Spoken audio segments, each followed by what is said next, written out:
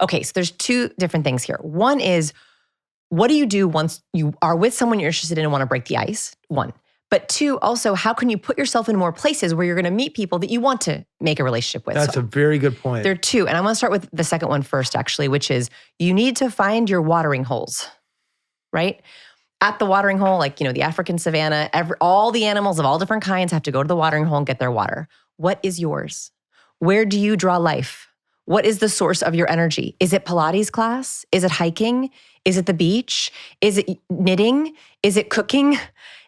I want you to find what is the thing that gives you life, because if you go to that watering hole, you are more likely to find similar animals to you. Yeah. But you got to get out of your living room. You got to get out of your living room. And what you're saying with a watering hole is it's not only a place that draws you and draws your interest, but there's going to be other people like you. And they have the same values as you. I'll give you a very personal example, which is I studied abroad in China when I was in college. And in 2003, this is 2003 to 2005, not a lot of people went to China back then to study abroad. And so when I got there, I met very, very like-minded students from all over the world. Little did I know that one of them would become my husband, right? Like I met him and we just were like so similar, so many similar values. And he's the love of my life. He's my soulmate. We met in this very particular watering hole. And if I had met him, on the street, I never would have known. That's the other thing about going to a watering hole. It kind of cuts the other stuff where you go, oh, this is what this person values or loves. So where would your ideal friend be? What are they doing with their time? Where are they hanging out? Not what do they look like or what do they sound like? Just where are they? Where are they drawing source? So you've moved here to California. Mm-hmm. I mean, this is where the rubber hits the road here. Have you found your watering hole in your new home? I'm not going to tell people because you want to keep it a secret. But yeah. Okay. But it is a beach town. No, look, and this is so personal, and this is the first time I'm sharing it. I lived in Austin for 6 years, and I loved it. I have many dear friends in Austin, but everyone is so busy that no one has time for friendship. And also, my source is not there. I love the beach. I love being in the ocean. I love being outside. I love beach hikes. I love those things. And so I was constantly looking for those things, but I couldn't find my source there. I think a mistake that we get into when we're trying to be successful is we're too busy for friends. We have too much on our to-do list to hang out with people. We put our friendships last because we feel like we have to put our success first. Yeah. And we think they're going to be there anyway. And we don't realize that we're crippling our long-term health and happiness by doing that. So I thought to myself, what is the source? And my husband and I were like, a small beach town. Like not a big city where everyone's activities are the same. You go to school, you drop your kids off at school, because I'm a mom of two. I spend a lot of time momming, and then everyone goes to the beach. So we literally looked for a place that was like that, where everyone drives little golf carts, and you drop your kids off at school, you do some work, and then at 3:30 p.m., you pick up your kids and you all go to the beach. And so that is my new source. This is so important to me that I left my entire community in Austin to be able to do it. And I'm also closer to my family. My family is really close, my siblings and my mom. So that's brilliant. And the Blue Zone's central thesis is if you want to get happier or live longer, don't try to change your behavior, change your environment. That's exactly what you did, and I applaud you for that. But most of the people listening to this podcast, they're living where they're living. Yeah. They live in small town America, or they live in a bigger city, and they're not going anywhere. Right. So try to imagine a sort of middle-aged mom or 40-year-old guy. Yes. Who's feeling a little bit lonely now. Oh, what's the general? How do you find what is sort of the mental processes you go through to identify your watering hole? Because I love that metaphor, by the way. I love it. And by the way, if that's you and you're feeling lonely, there is room for change. If you are feeling lonely, you are not alone. And that is something I really want to share with people. If you are feeling loneliness, it means that is your body's way of saying, I need something. Like, don't be ashamed of that loneliness. We evolved with that urge. Need. Yes. And so if you're feeling lonely, I got you. There's a way to do this. And you don't have to move. You don't have to move to California to do it. Here's the first thing I want you to do. I want you to literally make a list if you'd be willing. So first thing I want you to make a list of is, what are the places that give you energy? We're getting into the watering hole talk. Yep. I mean literal places. Is it the grocery store? Is it church? Is it the gym? Is it even a place you think might give you energy? I want you to make a list of all those places. down to even like certain classes or certain groups. Yeah, I like where you're going with groups and classes, because you're really going to find like-minded people there, and you're going to see them with enough repetition that it's likely to become. And it's way easier to break the ice with someone that you've seen 3 weeks in a row across class. Yeah. And then we're getting to that first question you asked earlier is what do you say? Right. It's so much easier when you use context cues, which I'm going to teach you in a second. Yeah, you're in a yoga class and say, where'd you get that mat? Yeah, there you go. Perfect. Oh, that matcha latte looks great. Where'd you get it? Right? Like, so I want you to make a list of the places that fill you. And this is the part that people most forget about, but is the most important. Now I want you to make a list of the places that drain you. Oh, yeah. A mistake that people make in their watering hole, they've lived in the same town for many, many years. Oh, no, there's no friends here. I can't find any friends. Yeah, or there are people bellied up to the bar complaining about their life. Right.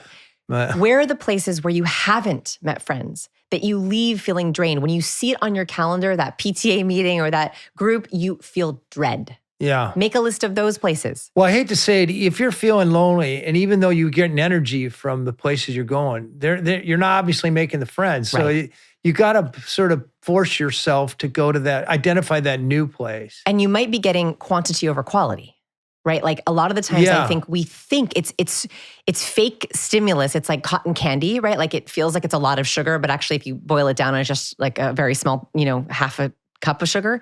It's sort of the same thing. Social media is like cotton candy friends. Like it tastes good in the moment, but it actually doesn't fill you up. It's the same thing. So I want you to make a list of those places. You are not allowed to make friends at those places. That's not your watering hole. You're probably familiar with this research, and it doesn't occur to so many Americans. We're in the sort of make America great mindset right now, as opposed to the Kennedy mindset, where ask not what your country can do for you, but what you can do for your country. It turns out that giving, that altruism, stimulates the same neurotransmitters as sugar and cocaine does.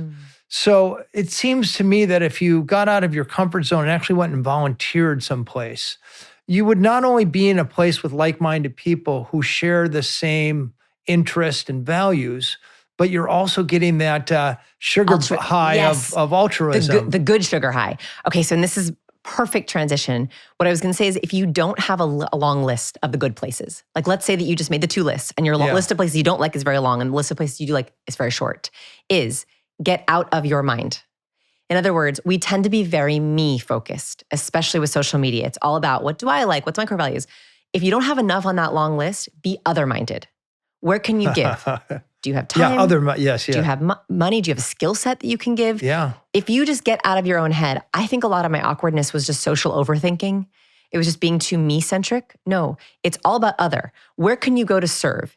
If you're going to serve somewhere, you're going to find like-minded people who can serve with you, and it gets you out of your own head, and it's going to be a beautiful watering hole, because even if you don't meet a single person that day, at least you served. That's right. Yeah. At least you gave, and it's going to give you feel better. That little and then you sugar. Can call a friend and say, "Oh, I feel really good about this." Exactly. But back to the first question, which I especially this new generation of young males who, the way they meet girls is swiping, and even older people, we've let the social muscle atrophy. Yeah.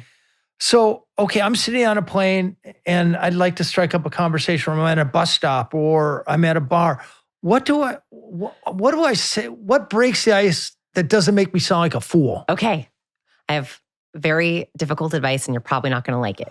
Okay. Ready? This is the vitamin. This is the vitamin. Take your ear pod out of your ear. Forget it then. I'm not going to do that. Put away your phone. Yeah. It is almost impossible to make a friend on a plane or at the bus stop or in your favorite place if you have an AirPod in your ear or you're on your phone, because it is almost impossible to connect with someone if you're me-focused. Yeah. And I can teach you the best conversation starter in the world, but if you are in your phone with your AirPod in your own world, there is no way that you can have good conversation. So that's the very first step. Before I teach you all the conversational tools and I share this especially I notice a lot of our students are very smart, brilliant individuals who are scared actually to do that. It's very uncomfortable. I talk to a lot of college students and I say to them, please take your AirPods out of your ear when you walk across campus. And they look at me like I'm asking them to walk naked through campus. I actually think they might prefer to watch naked through campus. They go, but Vanessa, I'll look so weird. And I'm like, that's just sad. But when you walk through the world, with your mind on your phone, with your eyes on your phone, or with your AirPods in, your body language changes. Your mindset changes. You make less eye contact. You have less handshakes. You miss opportunities for friendship. And so that's the very first thing is we have to open up our surface area for luck. I have this editor at National Geographic, and I came to a meeting once and I put the phone on the desk between us. And he said to me, you've just kind of told me there might be something more important than me right now. Mm-hmm. And this simple little idea that you don't even put your phone on, you put it in your pocket or you put it in your bag and put it away, and then you're ready for a new social interaction. And you also telegraph that actually you're the most important thing, not this bing I'm going to get or this text I'm going to. The moment you put your phone away, there's opportunity for friendship. Yeah. And it makes it easier. It also makes you less awkward. So that's the first thing, is to set the stage. Is you can't go to these places with your mind in your phone. It just won't work. The second thing is use context cues. So it's very, very hard, and I know this as an awkward person, to try to make conversation out of thin air, right? To go up to someone and be like, hi, I'm Vanessa. I'd like to be your friend. Yeah. Oof. Hard. But what you can do is you're always somewhere. You must be Wi-Fi, because I'm really feeling a connection here. Oh my goodness. Just heard that. I haven't heard that one. That would work. That would work. If you came up to me, Dan, I'd be like, we're going to be friends. That was a very nerdy joke and I liked it. So you can try that. Yeah. I like that one a lot. But I think that you're always in a place. So what I would like you to do is wherever you are, that is your cue. And this could be anything in your context. Wow, what a great latte. Where'd you get that? Oh, I love your yoga mat. Where was that? Oh my goodness, those hiking shoes, they look so good. Hey, how do you know the host? What brings you here? Have you been to this restaurant before? Hey, what did you order? Is it good? How about on a plane? Oh, on a plane? So where you headed? Okay. Right? And they're probably gonna give you one word answer, which is fine. Home or, Toronto. Oh, Toronto. Anything exciting there? Oh, there you go. I like that. So we just turned it into anything, and they'll either say to you, yeah, I'm visiting my grandkids. Or, oh, no, it's a work trip. And then you follow the energy. Oh my gosh, a work trip. Yeah, me too. They're the worst, except that at least I get to watch unlimited TV because my kids aren't with me. Oh yeah, me too. Like, you're looking for openings, right? Mm-hmm. And you're looking for similar core values. You're trying to assess, could this be my person, right? And in a couple of answers, you can usually find that out. So context cues. What is something you could ask about in your shared context that's going to help give you anything to help them brag or give you awe? I like this idea of helping them brag, because I think so many of us feel like we need to brag in order to establish that we're worthy, or that we're interesting, or that we have the status sufficient necessary for the other person to pay attention. And you just sort of flip that on the head. And no. Other focus. Yeah. Be less about you. It's quite egocentric to think that you have to impress them. Why not say to them, I'm going to give you a platform for you to impress me? By the way, so brilliant. Podcasts are another great context cue. If you were just listening to this podcast, bring it up. Blame me. Yeah. Be like, I'm going to be real brave. I was listening to Vanessa Van Edwards and Dan talk about context cues. So I'm going to try to strike up a conversation with you. Right? They said, why not? I should make you feel impressive. Yeah. And I almost always carry a book when I'm on a plane, or when I'm like, I have very small books I keep in my purse. They're great context cues too. Right. I also sometimes with like friends that I'm with, I'll show them, or I'll share. I'll be like, oh yeah, I'm reading this book. Are you reading anything? Listening to any good podcasts recently? Oh, you know what I just saw on Netflix? Right. Yeah. And by the way, when you're carrying a book, you're kind of telegraphing your values and your interests, and also kind of your education level. Yeah. If you're a book is my watering hole. It's a portable watering hole. Oh, that's a good metaphor. I think of props can create allergies. In the sense of we all, I talk about cues a lot. There are 97 different cues that humans send to each other, but categories of cues. We are constantly signaling to each other, mostly warmth and competence. When two humans meet each other, I'm signaling to you, you can trust me, you can like me, but I'm also reliable and competent. How do I do that? How do I signal that I trust you and I like you? So the most charismatic people broadcast warmth and competence through their signals. They happen through our words, so the kinds of words we use.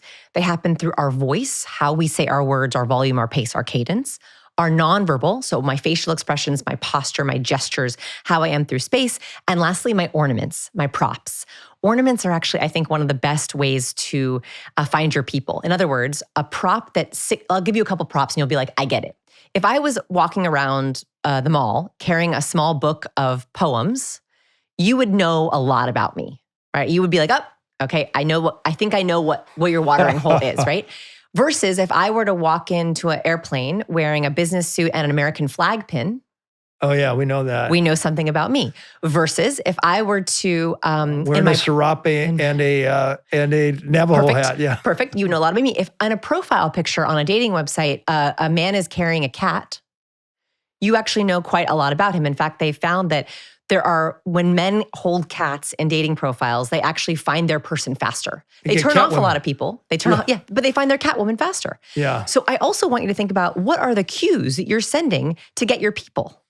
You want to actually create allergies. Don't carry what everyone likes, carry what you like. I like that. And so that also is a fast way. Like, for example, anyone who wears sports gear, it's actually a great way to create a context cue on yourself, right? If you're a 49ers fan and you're wearing a 49ers shirt or a 49ers hat and you're walking around, you're creating a context cue for someone to be like, go Niners.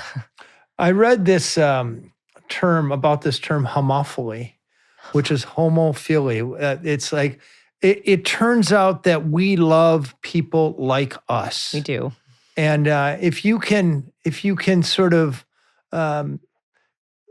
fine tune the people you're interacting with so that they're people who are like you, you're more likely to become a friend with them. Yes. So I call this like same here moments. So you can do this with likes and dislikes, like watering holes, but you can also do it with values. And so anytime you're in conversation with someone and they say something and you're like, oh, same here. Me too. I love that too. Oh, yeah. You're creating those moments of connection because we think we have good taste. So we do. We do. You and I mean, we could do a whole podcast on good taste. That's true. So we have great taste. And so because we think we have great taste, if someone has something similar to us, we're like, well, you're like me. The same thing happens for them. And so when you're in conversation, I want you to be, your goals are, I have a couple goals for you. One is how can you let them impress you? Second is how can you feel more awe? Is there something you could say or share or ask to feel, wow? Third is, can you create more Me Too moments? Where you're finding something that you feel the same way, like the same thing. Like that, Me Too moments. Me Too moments are immediate. Just write that. You'll remember. And if you say Me Too, that's even better. Now, the last one that I want you to be doing in conversation is, we like people who like us. And the problem is there's a bias with this where we think that we're being obvious with our liking, but we're actually not. It's called signal amplification bias. We think that we're cueing a lot. We think that we're signaling to the world, I like you, I don't like you. But actually our cues are much more subtle than that. Oh, really? And so we're not as obvious as we think. So we should just tell people we like them? And that's it. And the Give last compliments. the last thing I want you to do is, if you like someone, say, I really have enjoyed this conversation. Oh, wow. Can we do it again? I literally say to people, I like you. Do you want to be friends? I have gotten almost all of my friends that way. Yeah. And it's kind of vulnerable too. A little vulnerable, like a little bit vulnerable and very transparent. And so if you're with someone and you're feeling it, like you're like, this person's great, tell them so. And you can do that with a compliment. I actually prefer compliments that are, it's fine to say, oh, I like your shoes or I like your shirt, but I actually prefer identity compliments like this. Talking to you has been so interesting. Always talking to you is so fun. You are so fun. You are so interesting. You always make me laugh. I love working with you. Yeah. They're compliments. It's not just what they, on the outside, it's you complimenting what's on the inside, and what they're doing for you. Like when I'm with someone who's making me laugh or they're interesting and I say to them, you are so interesting. I love talking to you. That is the ultimate gift you can give them. And it's the best I like you. I think I like you are the 3 most powerful words in the English language. And you should be saying it to everyone you like all the time. It's sort of the opposite of Winston Churchill, who said, I don't drink to become more interesting. I drink to make you more interesting. I think Churchill wouldn't have that many friends. I don't think he had many. I don't think he did. So I think if we can be in our life searching for those things, and the end of every conversation is either saying, I like you, let's do this more, or wish you well, thanks for your time. Yeah. That sends Isn't you life clearer? Yeah. You're not wasting a lot of time with... The other option, by the way, so we talked about new friends, like going to watering holes and using context cues. There's another opportunity for friendships that I like to encourage people, which is mining your own gold. Like you probably have people in your life, weak ties, people who, a friend of a friend or a sister's friend or the mom down the street or your neighbor. Yeah. There's a lot of opportunity in weak ties if we're searching for it. Give us an exercise to mine those weak ties. Okay, so I want you to we made a list of the places. The next thing I want you to do is make a list of the people. Okay. And then don't show anyone this list because it's kind of personal. Okay. So by yourself, or if you're with a partner, you could do it with them. I want you to first make a list of the people who you get energy from. If I were to say to you, hey, guess who's coming over? You'd be like, yes. Yeah. Can't wait to make them dinner. Like only heck yes people. Yeah. No meh people. So who are the heck yes people? Who are the people you look forward to? You might even change your calendar, your schedule to be able to hang out with them longer. So who are those people who give you energy? You also could include people that like you call. It doesn't always have to be people that are like next door in your town. Like I have a lot of friends from college that don't live in my town. Then I want you to make a list of the people who drain you. Mm-hmm. These are the people who... I know exactly what you're talking about. Don't say them. Yeah. Okay, whisper, go ahead. No, I'm just joking. There's nobody in this room, but there are people. It's like suck the oxygen out of the room. And it is viscerally painful to be around them. I want to escape. And yeah, I don't want to be mean to them, but what do you do? Typically they're the takers, aren't they? Often, yes. Yes. Yeah. So I want you to make a list of those people. Now, what's going to go on this list, I really want you to think about this. There's the obvious people who you dread. The people who push your boundaries, the people who drain you. But I also want you to think about the ambivalent people. These are the people, ambivalent relationships are really important, and I try to get all my students to identify them. They're the people who take or leave. You hang out with them and you leave feeling meh. Yeah. You don't feel fueled, but you don't feel bad. Right. You kind of always wonder, but you got to pour your own energy into that, in their vessel, in order to have a conversation. Take energy. They still take energy. And if you're not being fueled by your relationships, don't have them. Yeah. Because the mistake that I think we're making is we say, well, I have friends, Dan and Vanessa. I have friends. And I ask, are they filling you? Are they fueling you? And if someone says, kind of, well, of course you don't like hanging out with your friends. Yeah. It's a wrong way to exercise that muscle. So I want you to make a list of those people who you're ambivalent. The other area for ambivalence is for, especially women tend to do this more, is friends or relationships by habit. Like you just always see them, so you just keep seeing them. Or they're people who you're not sure if they're really happy for you. I call these frenemies. Like it's someone where you tell them good news and they're like, oh yeah, I'm so happy for you. Yeah. And or they tell you about their version of good news, which is better. One-upping. Yeah. Yes, one-upping or one-downing, right? Like their good news is always better and their bad news is always worse. Yeah. Like you go, oh, I got such a bad night's sleep. And they're like, well, let me tell you about my bad night's sleep. Yeah.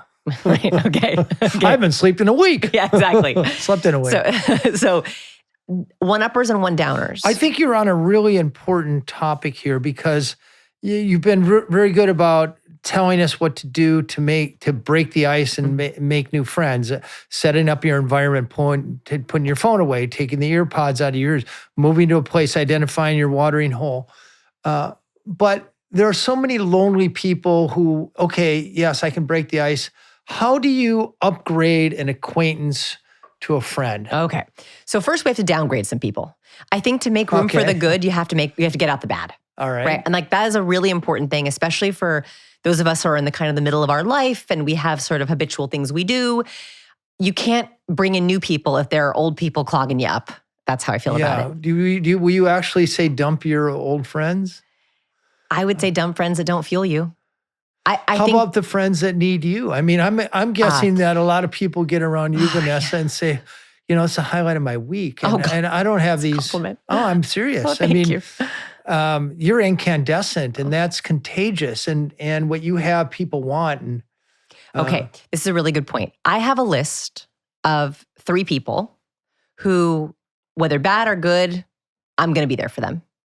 Those people are on your list. They're your forever people, right? Can't be there for everybody. And if they're having a bad year, a bad decade, I'm still going to be there for them. I love it. But everyone else, it's on that list. Yeah. They're not going to take that energy. There's only so much Vanessa to go around. That's it. Especially, that list used to be 5 people. And then I had 2 kids. Yeah, now it's 1. No, yeah, exactly. No, it's none. They take a lot of energy. 2 littles. But I think that we have to, so who are those people who you're going to be there for no matter what? And hopefully, friendships go through chapters and seasons, and there are times where giving and taking, and that's a whole different conversation that we could talk about. But I do think that there are people who are not on that list who you have to clear the way for. So before we even talk about leveling up those weak ties to friends, the people who aren't giving you energy, who are not fueling you, who you wonder, are they really happy for me? no. If they don't make you better or smarter or happier, no more. Like sugar, let's cut them out. And there's ways that you can do this. You can slow roll back where you're just slowly creating more space. You can literally say, I wish you well in this life, but I don't think we should be friends anymore. You know, I know. I do believe in friend breakups. As opposed to ghosting. Either one. No, you gotta ghosting pick can be one. harsh. You gotta pick one. I mean, look. Don't you sort of love people who are just baldly honest with you? I Say, do. you know, you have a lot of great qualities, but I only have so many hours in the day, and I'm just going to spend them elsewhere. And you know, if you really need me, you can call me. But yeah, I mean, I'm a fan of radical transparency, especially in a relationship. You know, if you like someone, tell them, I really like you. Will you be my friend? If someone's not your flavor, you can say, I don't think we're the best fit. I wish you well. Yeah. Right? Like that is empowering to you and them both. So I believe first is clearing the way. Clear the way. Got it. Second, I want you to identify the people on the front list, the people who fuel you. I don't think people think of that. I just want to make a place marker there because it's so important that most of us have people in our lives, either now or in the recent past, that I met that person was really interesting. Yes. Or and then we don't pursue it. That guy was really helpful. Or we think, oh, they're too busy for me. Yeah. Or maybe they don't like me back. It's worth taking the shot. It's always worth taking the shot. I love the idea of writing it down, whether it's a piece of paper or a blank screen. Yeah. You're going through your contact list and you write the names down and put their email or their phone number. Yes. So now you can take the next step. And this is anyone who had a spark. It's literally anyone that you had a spark with over the last year, I would say. And there's more than them. There's more than you realize. And think of the weak ties, right? Like the neighbors, the friend of a friend. I'll even say you can make friends via social media. I'll give you an example. There's a woman that I followed for many years, Sade Zarai. There you are. And I just loved her work. She's so wonderful. Sade. Hi, Sade. And I saw that she followed me back one day. And I was like, oh, how exciting. We do very similar work. And I just love her energy. And either she reached out to me or I reached out to her, hey, I love your work. And she was writing a book. And I said, let me know if I can help with anything in this area. I love books in this area. We became friends over DM first. We were sending voice notes back and forth. Then I met her at a conference. We were both speaking at the same conference and we just bonded in the green room. Then I took a really bold step. I was like, do you want to come stay with me in Austin? Wow. And she was like, really? I was like, yeah, let's do a mastermind together. Let's do a 2-day mastermind. And so her next trip to the States, she came to Austin. We did a 2-day mastermind. We went to all of our favorite restaurants. Oh, a mastermind. And this is another tip that I have for leveling up. You can have Sade and I have similar businesses. So I was like, let's share tips. Like there's enough for both of us. Tell us your business here because I want to make sure we want to. So I teach communication tips to very smart people. So people smarts for smart people. What if I just have mediocre intelligence? I could probably help. Okay. I could probably help. Yeah. Then I can get in. Mediocre smart people. I also help you too. And what do we sign up to online or size? Yes. So I have 2 books and then I have a course called People School. It's all the people skills. By the way, for those of you who aren't watching, the books are called Captivate, The Science of Succeeding with People, and Q, Small Signals, Incredible Impact. And they're beautiful books. Thank you. So if you like that clip, there's a lot more where that came from. So hit the like button, subscribe to the channel, ring the bell so you won't miss our new videos as they come out each week.